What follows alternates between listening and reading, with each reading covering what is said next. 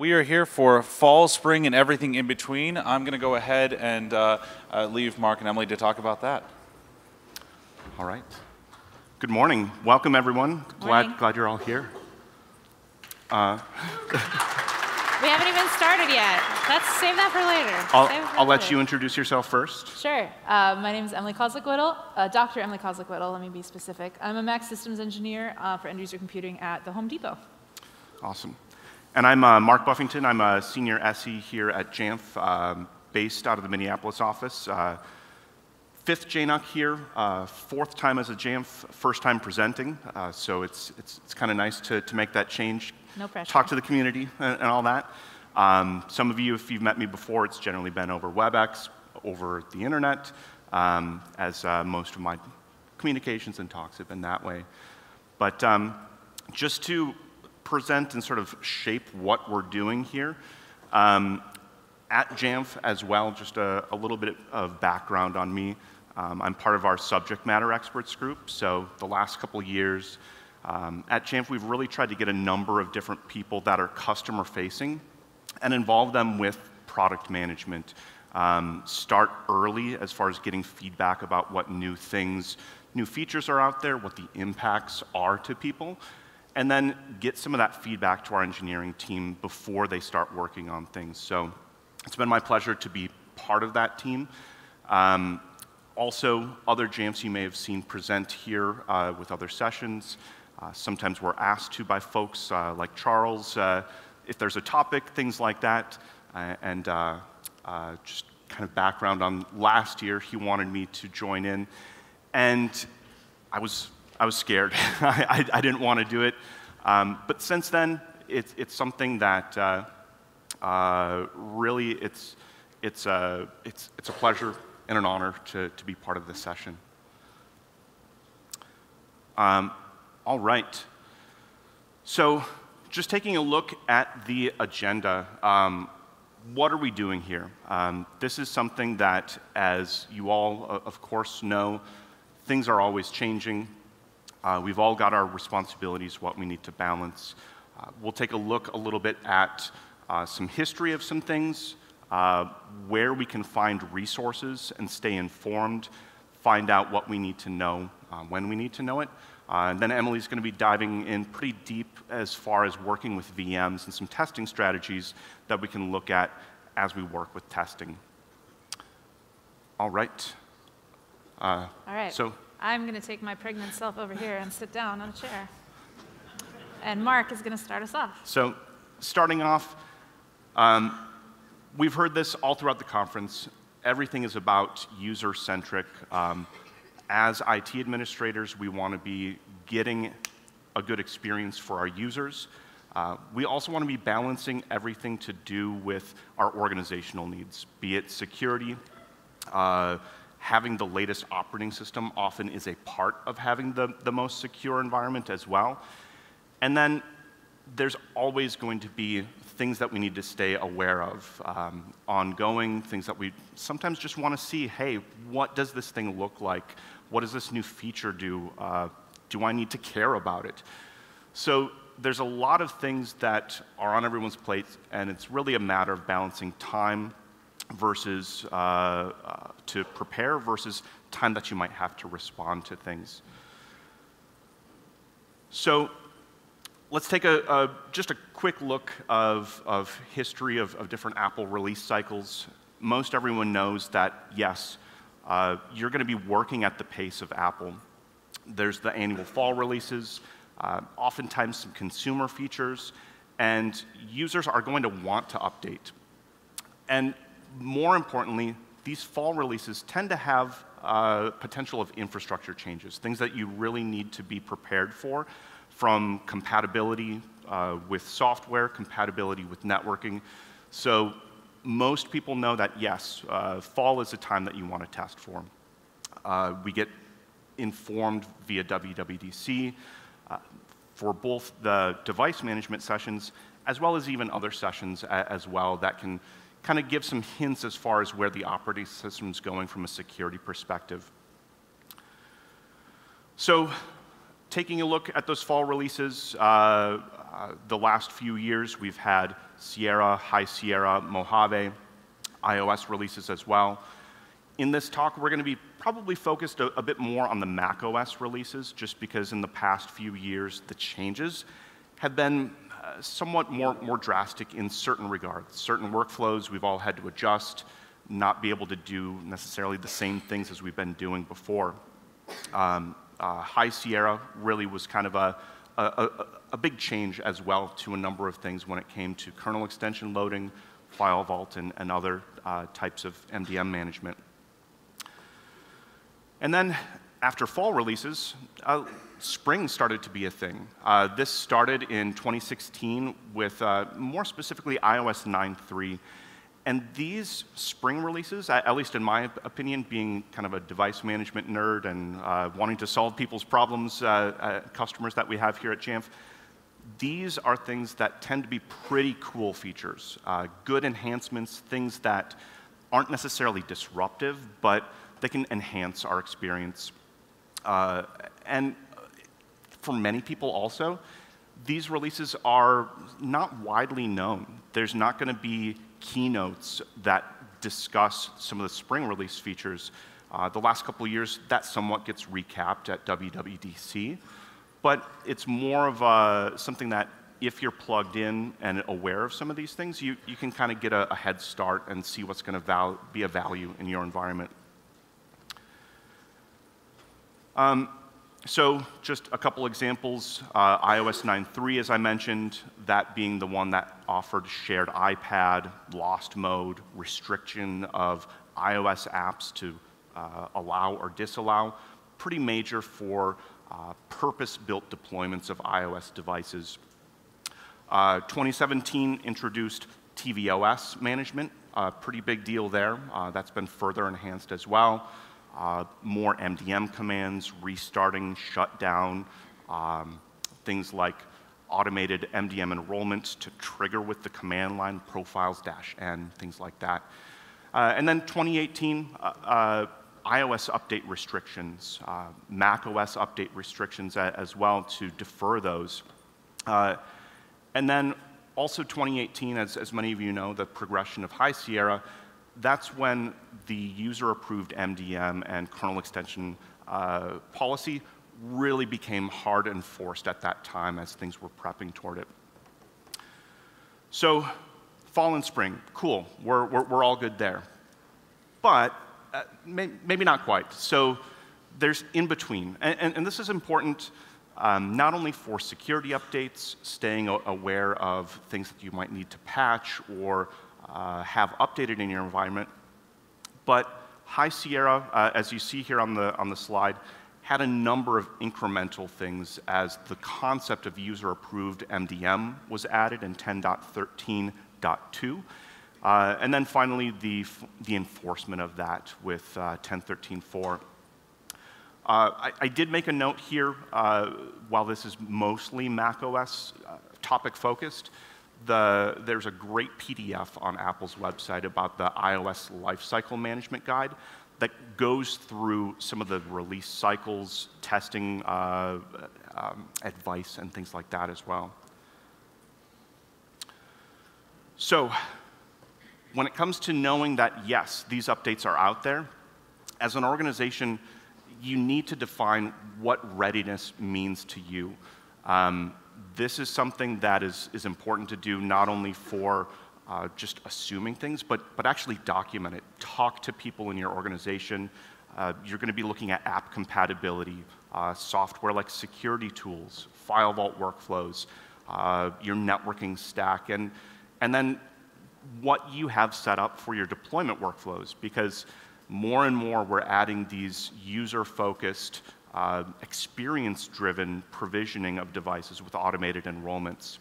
So, of course, document along the way. So as you define what's going to be your test plan, then you can know what's important.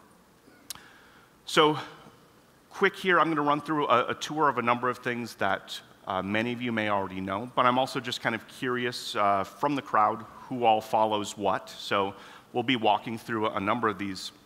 But let's look at a few things for information. Firstly, The most obvious one when it comes to fall releases is WWDC. There's live streamed sessions on what's new in device management. But then you should also take a look at some of the other sessions that are out there. I highlighted one, your apps in the future of macOS security, because security is a really, really big theme with changes to macOS. And some of those sessions, you can kind of get some hints of what's going to come. For example, user data protections was talked about in that session, not as much in the other one as well, but just it's beneficial so you can know to be on the lookout and be ready when the time comes. Next, this one, as far as an email list, I'm curious, how many people in the room subscribe to Apple's security announce mailing list? Nice. I like seeing that number of hands. How many people don't know it exists or didn't know it exists? Awesome. I'm glad I included it. So this is a big one. So you may not be an InfoSec engineer. You may not know what each CVE is. You may not need to care per se either. But this is something that if you subscribe to this mailing list, this is going to get you email updates whenever new security updates or point releases that generally have security updates are released as well. So strongly encourage everyone to sign up for this if you haven't, because this is also going to inform some of that in-between aspect of point releases. Other tools here, when it comes to pre-release, I'll kind of go from easiest access to less easy access. But firstly, Apple's public beta program, rather. It's free.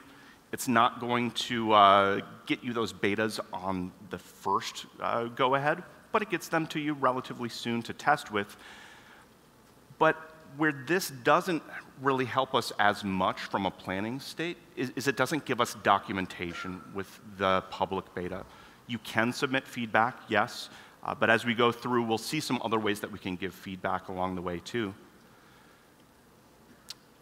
There's the Apple Software Developer Program, $99 a year.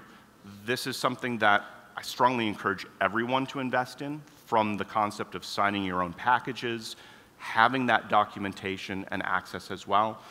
Another polling of the room, raise your hand if you're a member of the developer program. How many folks? Nice. Or if your organization has an organizational developer program membership.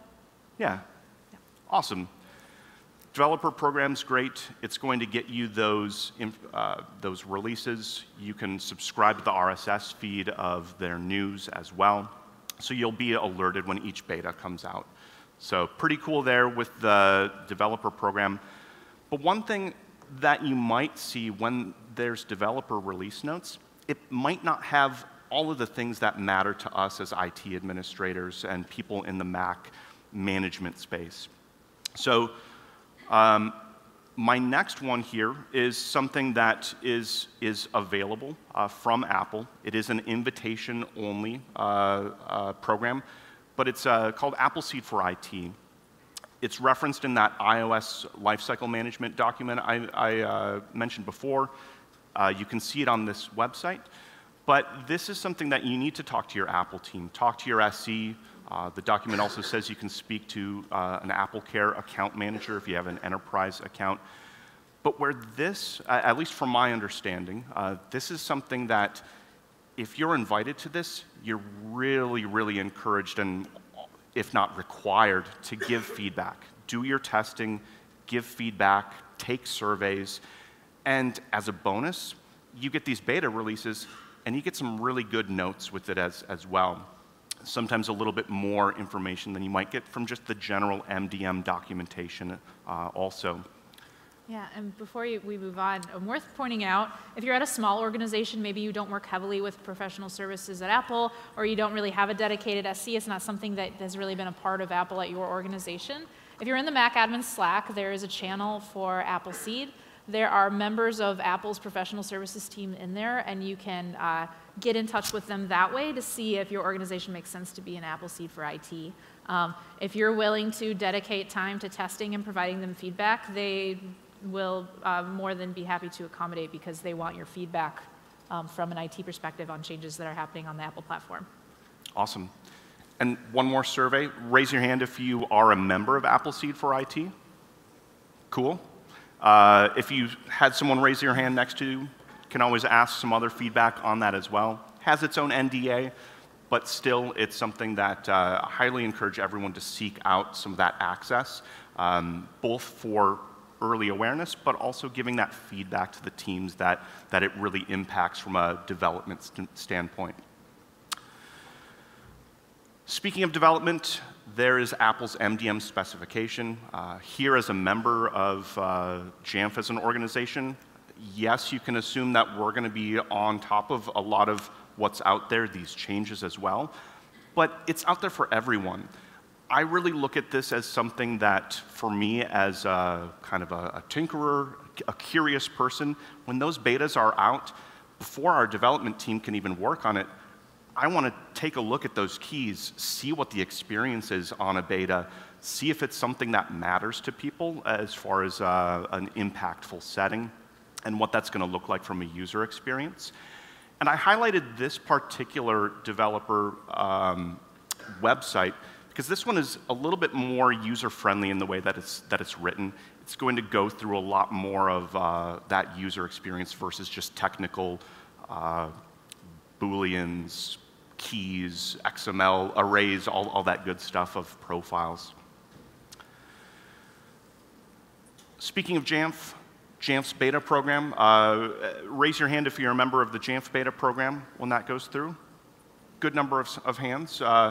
Would love to see more hands. That was maybe a quarter of the room. But Jamf betas, this is something that, especially as we're moving to a more rapid continual release cycle in shorter increments, you can find out a lot of information early on.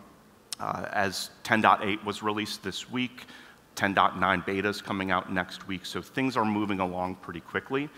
And just like Apple, this is something that we want to hear your feedback. We have beta forums, and the earlier you get your feedback in, the more impactful it will be to be able to get to developers as well. And if you're an on-premises customer, if you host your own infrastructure, and part of your hesitation of being in the beta program is that you maybe don't have the infrastructure or the time to set up infrastructure to run a beta instance, because beta don't use on prod, right? Just saying that out loud for the crowd. The beta program gives you an option to spin up a Jamf Cloud instance running that beta. So for you, it's I need to get in there, I need to see what these new preferences look like, I just need to get my head wrapped around some of the changes that are coming.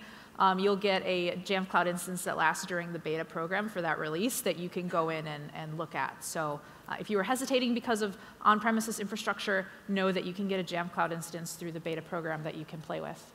Awesome. And extending on that as well, as it was announced, I think it was in one of the keynotes, but part of the release candidate program that Jamf has as well, we have customers that are putting in our release candidate builds into their production environments, and we have a dedicated program for that with some benefits for you as well. So check out Jamf Nation if you're not familiar with that. There's a post that outlines what that program is, and you can talk to that program manager about it too. So everything else, all of this pre-release stuff, yes, you're going to be testing on your own, but there's also going to be community. Part of the trouble sometimes navigating here is that you're under NDAs with Apple, with Jamf, and it makes some things a little bit difficult. So I've highlighted a few different things here. There's Apple beta forums. That's where you're going to want to talk about Apple features in a context. Jamf Nation beta forums, the macadmins.org Slack. Many people are on that. Show of hands in the room, who's all on the macadmins.org Slack? Awesome. Yeah. That's good 2/3 or more, maybe 3/4. Very nice.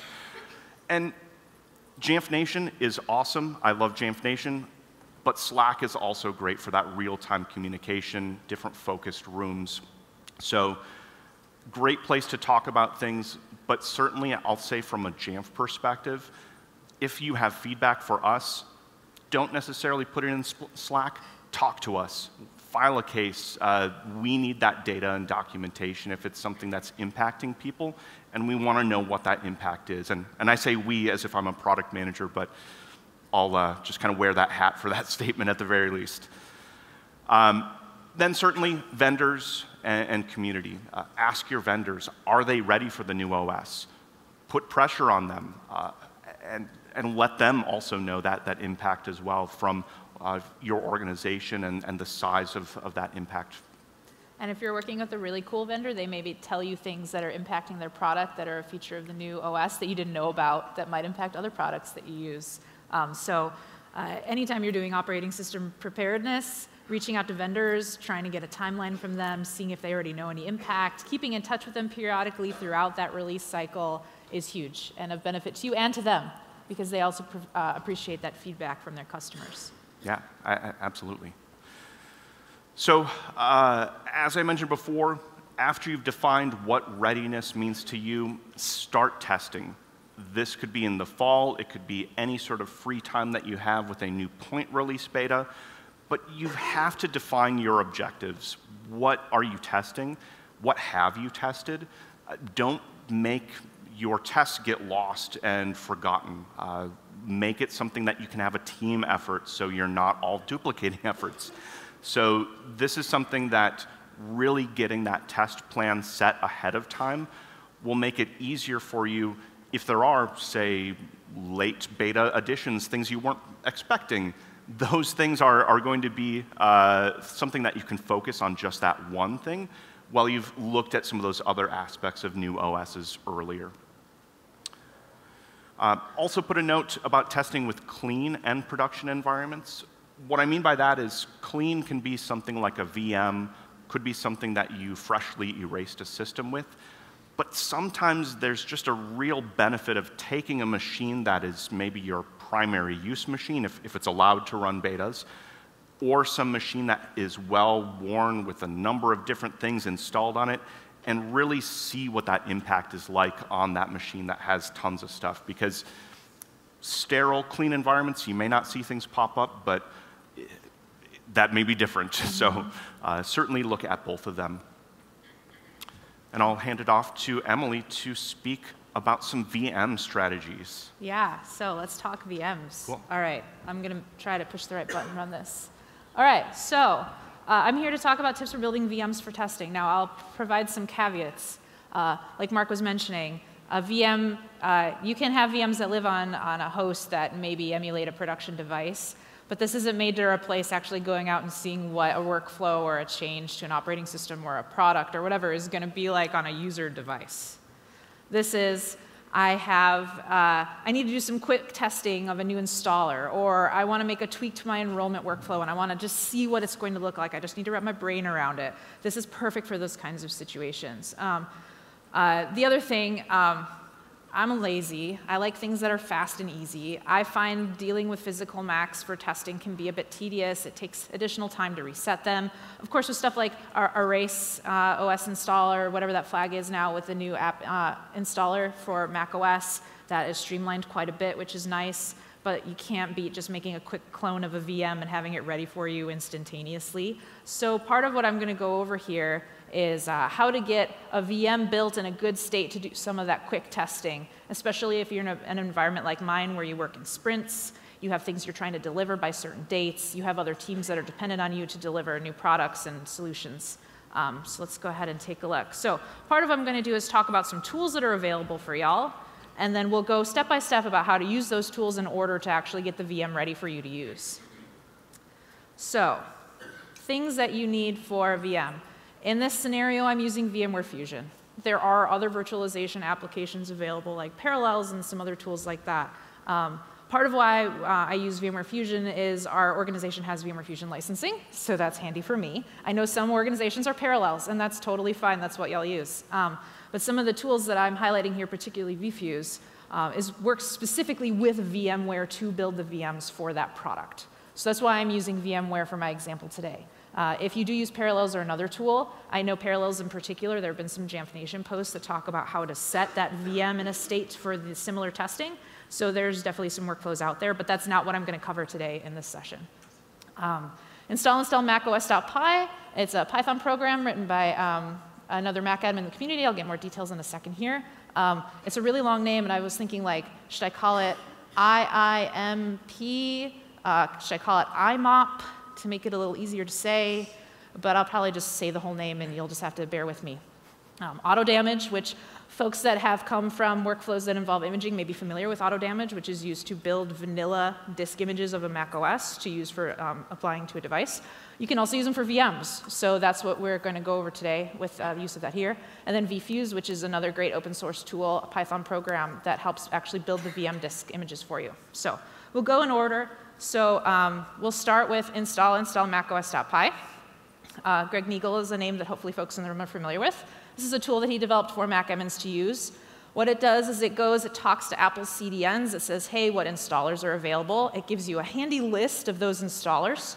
You then tell it which one of the list you want, and then it builds the installer for you. So you don't have to open App Store. You don't have to worry about that weird, I got a 20 meg stub, and not like the whole installer thing that used to be a thing for a while. You all know what I'm talking about. It's kind of annoying. You totally circumvent it with this app, which is fantastic. And anything that I can throw in an alias in my bash profile to just run automatically and not have to go open an app and wait for things to load and hope my network speed is good so that App Store loads correctly, I will use that tool first to save myself some time. Again, lazy, want things to be easy and fast. So talk through a bit, and I'll do a little edited for time video. Your build will not happen this quickly. If it does, that's amazing, and I want to hear about how your network stack is configured. What we're going to see in the video here is I've already run my Python script. I ran it with elevated privileges. It needs to run elevated. So you'll need to do this on a device that you have administrative privileges, or maybe you use SAP's tool to elevate your privileges for the time that you need to run this tool so you can run a sudo. And you can see here it goes to Apple CDN. It downloads a few. I know the text is kind of small. I'm sorry. I can show you in better detail if you want to see up close later. And then it pops out a list of 4 different builds of Mac OS that are currently available for me to install. In this scenario, I'm particularly interested in Mojave. For those that can't see the small text, Mojave is the first option on that list. So I put in number 1 for 1, give me 1, and then we'll go ahead and just kind of see how that process works in super speed. It downloads all the components. Again, it won't be this fast. And then when all the components are downloaded on your Mac, it will build your product for you. It'll compile all the components of your installer, and then at the very end, it'll say it created a disk image for me, and here's where it's located. Fantastic. Here's what it looks like. So as you can see here, again, text is a little small. Hopefully you can at least get a sense. There's a Finder window here. The Finder window shows you a folder where content from the CDNs is downloaded, and then there is also a disk image that was created in my user folder. That disk image is very handily named for me so that I can tell exactly what the contents are. It's install macOS, it tells me the major version, 10.14, and then it also gives me a build number. So if historically over time I want to hold on to different build numbers to try to emulate what things may look like with different macOS builds over time for a certain major release, I can retain these and see at a glance which version of the operating system has been built by this tool for me. And then I'll show you here, if you mount the disk image, you'll see it's just the install macOS mojave.app in this scenario, and a little bit of a preview just to show you proof that it's not the stub, it's the full 6 gig installer, which is exactly what I want. That's more handy for me. So now I have my installer. Now I need to take the installer and make it into something that I can feed into vFuse to build my VM. For this, I'm using AutoDMG. AutoDMG is an open source tool. It was built by Per Olofsson, another name you may recognize, Major Valp on Twitter, maybe somebody that you follow. What it does is it takes that macOS installer that I just got from IMOP, and it makes my vanilla disk image for me that I can then use for the purposes that I want. This may be SEP that y'all are familiar with if you've used Jamf or Casper imaging in the past to lay down operating system images on devices during enrollment or imaging. I'm already saying enrollment instead of imaging. Like, I've already been indoctrinated into that. I can't shake it. I guess that's a good thing. So what's cool about this is that on top of it taking the the installer for you and building the disk image, you can also add additional software to be built into that operating system image for you. So something that I like to do since I use VMware is I am The recipe for VMware tools is something that I have in my auto package runs. So I always get the newest copy of VMware tools. I can throw VMware tools into this disk image that's being built for my VM, so that after the VM is built, I don't have to then install VMware tools and reboot the VM before I can actually do useful things with it, like drag and drop between the VM and my host Mac and stuff like that. The other thing you'll see in that list is kext policy. This is super hacky. It works most of the time. But at least once in a while, I will go in and I'll build a VM traditionally with VMware Fusion, where I drop in the installer and I let it build it itself. And then I go in, I install VMware tools, and then I wait for all of those prompts for secure kernel extension loading, and I approve all of them. And then I go find the location of that file in var.db, and I package that kext plist file, and then I throw it in AutoDMG so that those kexts are already pre-approved for when I build my VM. Again, lazy. I want this to be fast and easy. So I have to take that one pass of building the VM traditionally to get some of the stuff, but then it usually works through most of the major version of VMware Fusion, so I really have to do it once, and it saves me some time in the future, which is nice. And I can talk about that in more detail. I also have a blog post about it from a while ago that talks about it in a little more detail, too, if you're curious about what that looks like. All right, so how does using the app actually look when you're kind of doing the thing with the stuff? So I have AutoDMG open. I take my installer that IMOP built for me, I drag and drop it. I hope that doesn't catch on, because that's really stupid. I drag and drop it into AutoDMG. I've got my custom installers in there with my disk image. Pro tip, if you're using AutoDMG to build VMs, you'll want to go into the advanced options. It's a secondary window you can open through your menu, through a drop-down menu, and specify the volume size of your VM. Because what vFuse will do, which we're going to get to next, is it's just going to use the size of the disk image that you feed it to make the size of your virtual machine. So you would get a VM that has enough space for your Mac OS and then maybe a little bit more extra space just so that it'll function correctly. But if you need to install anything or really do anything on it, it won't really work. So you want to give yourself a healthy size disk image so that it actually will let you install Office or whatever else you're wanting to test. I usually do 40, you could do 20, it depends on what you're doing. 40 gigs usually seems like just enough for testing purposes for me. Once all that stuff is configured in AutoDMG, you go ahead and click Build. It will prompt you for administrative credentials to do the disk build. So again, you'll need to do this with elevated privileges.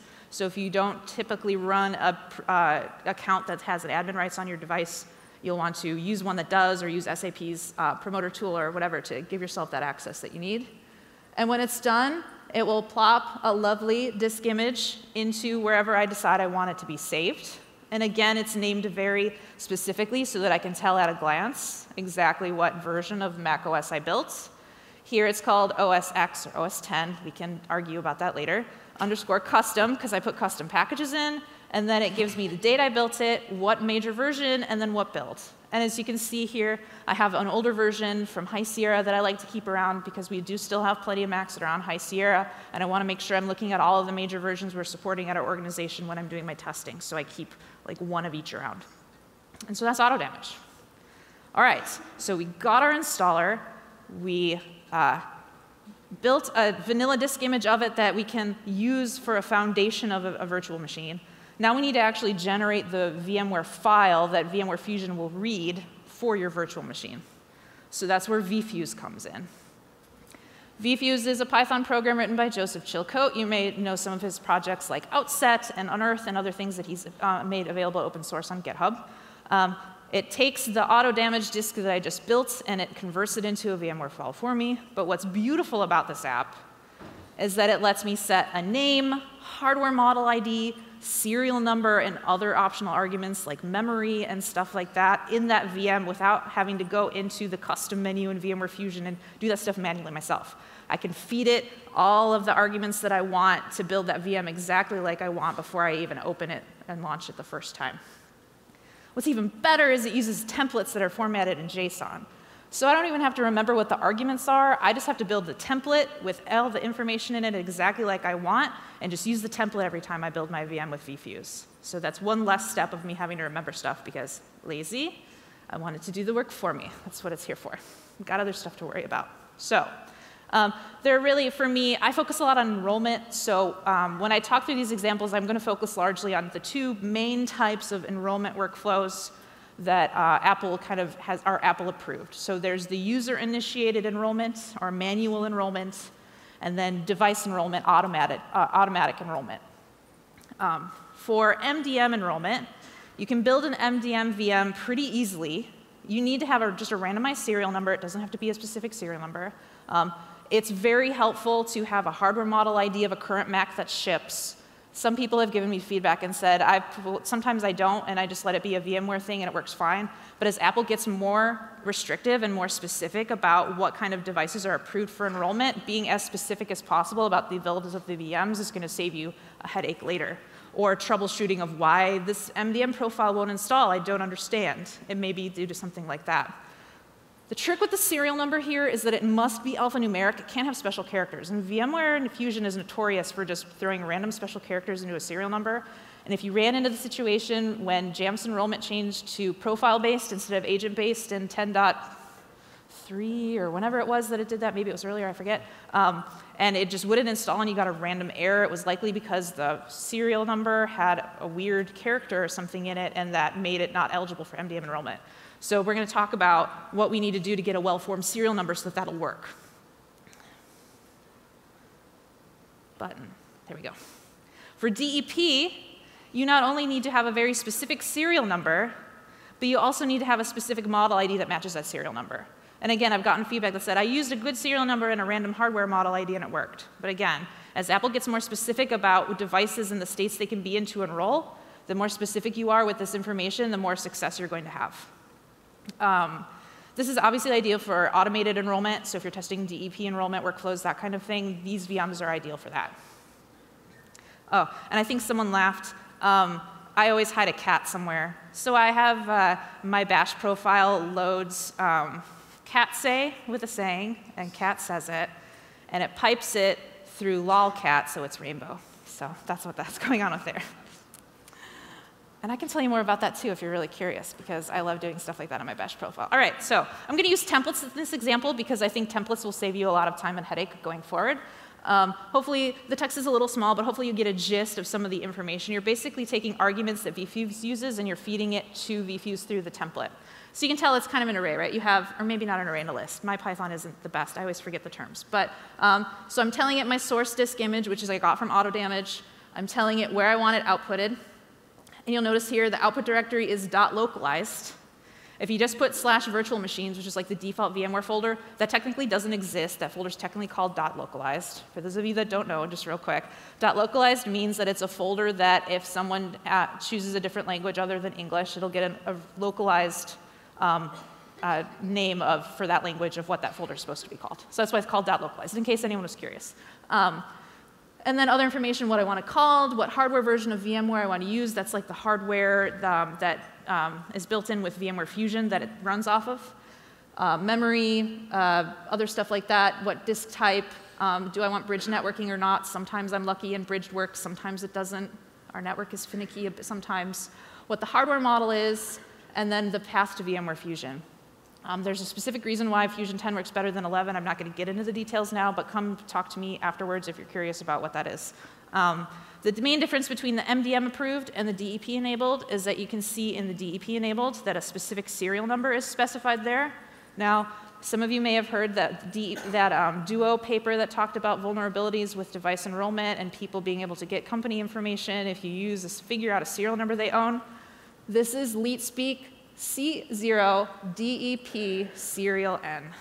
So if your organization happens to have that serial number, I'm really sorry, but I hope you don't, because it's hopefully not a real serial number somewhere. It's definitely not one for my organization. The caveat to the difference between these two is, let's say I want a randomized serial number for my MDM more enrollment, not my DEP one. I need it to just be a random thing so that it doesn't specifically go through device enrollment. If you say serial number random, your serial number will be random, the word random. There's no way to pass that option through a template. So what I'll show you in this example is what I'm doing is I'm calling vFuse. I have the location of my template, And then I add that argument of sRandom so that I get the randomized serial number. That's really the only argument that I need to remember when I'm building with the templates. Oh, in the end, I'm piping it through lolcat, so it'll be rainbowy. So you get to see rainbow text. So here's how it works. I type in my command into my command line. Again, sudo. You'll need elevated privileges for this to work. Here's how it looks. Sped up for time's sake. Beautiful random text that's in rainbow. And then at the end, it says, oh, I'm done. Here's the location of your tester. This was obviously faster than it happens in real time, but in real time, it really only takes about 1.5 minutes, maybe 2 minutes at most, depending on how quick your machine is. And when you're done, what I'm showing you here on the left is that configuration file. Some of you may be familiar with going in and maybe adjusting some of this information manually if you do a manual process right now, where it set the hardware model I specified in my template. It also specified the serial number. I'm showing you the DEP example here just so you can see it, that it's got that very specific serial number that I mentioned. And you'll see in the virtual machines folder, it has my testers, and I call them very specifically. One's called DEP. I'm going to have to change that to DE or AE or whatever the real term is supposed to be now. And then one is just generically tester, so that one I know is not in the device enrollment program. And then pro tip, clones are your friend. They are so fast. I'm going to talk a little bit more detail about that in a second, but I'm just showing you here. You right-click on the VM and select Create Linked Clone to get a clone if you're running VMware Fusion Professional. All right, so that's the workflow. Top to bottom, it usually only takes 20, 25, maybe 30 minutes. And then from there, you have a VM that's built. It's a great vanilla test environment that you can just right-click, clone, quickly boot up, do your testing, trash it when you're done. When you need to test again, go back to that same VM, right-click, do a clone, just boot it up, do what you need to do. It's great for that. You can also keep them around. You can do a full clone so that you can keep one steady state if you want to for ongoing testing for situations that you want to go back and reinstall things or remove and re-add things without having to go through enrollment again to kind of get the VM back in that state.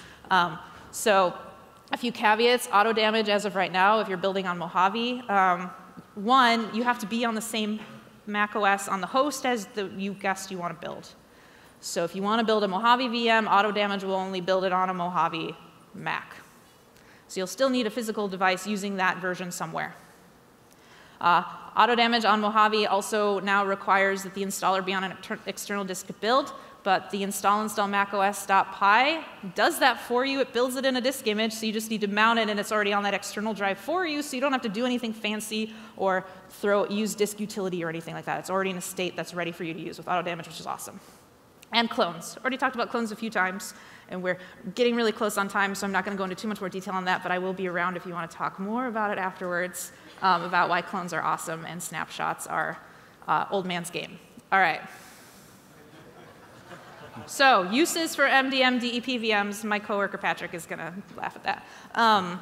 Enrollment testing, workflow documentation. You need to document something in a vanilla environment for yourself, for your users. You need to go through it the first time so you can really get the user experience, screenshots ready. VMs are awesome for that. You don't have to worry about getting a text message from your husband while you're trying to do a screenshot and then having to get yourself back to that place and do it again or crop around it or use Photoshop, whatever. It's great for that. App compatibility, workflows, changes to DEP that you might want to test, just almost anything you want to do a quick test just to see what it looks like. Oh, I heard about all these prompts that are happening on Mojave. I need to go through enrollment so I can see what all those prompts are going to be in my organization so that I can start figuring out what I need to whitelist. VM is great for that, just so you can see what all that stuff looks like very quickly to get your plan in order to prepare for that stuff. And with that, I'm going to turn it back over to Mark to wrap us up. Oh, sure. Awesome. One thing I'll add on the DEP or automated enrollment VMs, it's awesome for testing that enrollment workflow, but one word of caution that Jamf support will thank me for, and if you're also using VPP or the volume purchase program, if there are automated applications set to go to that serial number and the device really exists somewhere else, you might get some licensing count errors and kind of get things a little bit funky there. So kind of a PSA from Jamf support on that. Be careful for app assignments when it comes to that and licensing, but otherwise, it's pretty cool stuff. So really quick, what about testing with a real Mac? VMs are great. a real Mac is going to be beneficial for a couple things. For one, you might just have one in front of you, but secondly, on those onboarding enrollment things, you're going to have a more accurate view of what's happening, especially when it comes to networking. If you've got complex networking, certificates, things like that, VMs kind of piggyback on your existing ones, so it's kind of cheating in that sense, but you need to test this as well on a real machine. So a couple things here, somewhat obvious. I won't go into StartOS install, but the erase install option has been awesome this summer. I've had a second partition on my drive, and I've been switching between 10.13 and 10.14 back and forth with the erase install flag. So pretty cool to be able to do that on one physical box. But then also, if you're using that physical machine in that rinse-repeat type of testing scenario, StartOS install is pretty quick. It's maybe 15 minutes or so in my testing experience, but TMUtil, the time machine snapshots, can also be used to do that as well. So I wanted to point out really quickly on that the option within the setup assistant. If you choose a location and a language, before you do anything with the network itself, there's a couple key commands you can do in the setup assistant. Control Option Command T will open terminal. Similarly, doing a C instead will open console. But in here, basically just going into there and typing in the command tmutil snapshot. And that's going to make that snapshot that happens before it pulls down that pre-stage information. So if you're tweaking things, changing it around, you can boot up to recovery partition, go to time machine, say restore from backup, and that's going to be great for that rinsing and repeating testing. But one thing to note here, that snapshot is good for 24 hours. So it's something that you may start with a StartOS install, erase and install, then use this for your back and forth over and over type of scenario, and then just kind of leave it be until the next time you need to test automated enrollment. So final thing here, I'm going to blast through this because we're running a little bit over and I'm sure everyone's hungry here. So the new OS is here. What are we going to do? Are we ready to let updates happen? Are we going to defer them? My last poll of the room, who in the audience here has allowed their users to upgrade to Mojave on launch day? Raise your hands. Awesome. Seeing some hands. How many people have deferred that update from launch day? Good amount, maybe more deferrals. And of those deferrals, how many are allowing Mojave right now after you've had a little bit of time to? Cool. I like that there's progress. It's something that sometimes you need to put the brakes on things. So really, buy some time. That's the key thing. You've got options. Restricted software records with Install Assistant. That's my preferred one from a Jamf perspective. That does restrict all macOS installers. Important to note that it doesn't restrict the actual installer app, so you can still install packages, run policies, things like that. And it's also worth noting the software update deferral configuration profile. This was introduced in High Sierra, but the last couple OS releases, starting with the update to Sierra and beyond, a few weeks after the general release, there's kind of a behavior where users will have an OS installer silently be downloaded and a nice little greeting that says, hey, you want to update? And you may have these restrictions and you may stop it, but this is something that can work well in tandem so they don't get that tease like, hey, come do the thing, and maybe you're not quite ready or something like that. So specifically, if you're looking at software update servers in the catalog, there's an item called an OS notification bundle. That's kind of the ripcord to the parachute that starts that process. So I wanted to call that out by name. You can see it in the install logs as well. I think it goes to root library components is the place where the bundle file sits. So sorry to run a few minutes over. Thank you for all sharing kind of where you're at with testing.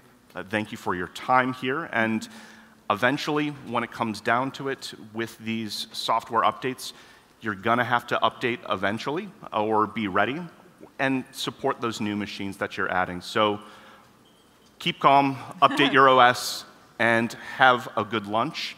And thank you very much. We'll be on the side here for questions. Thank you.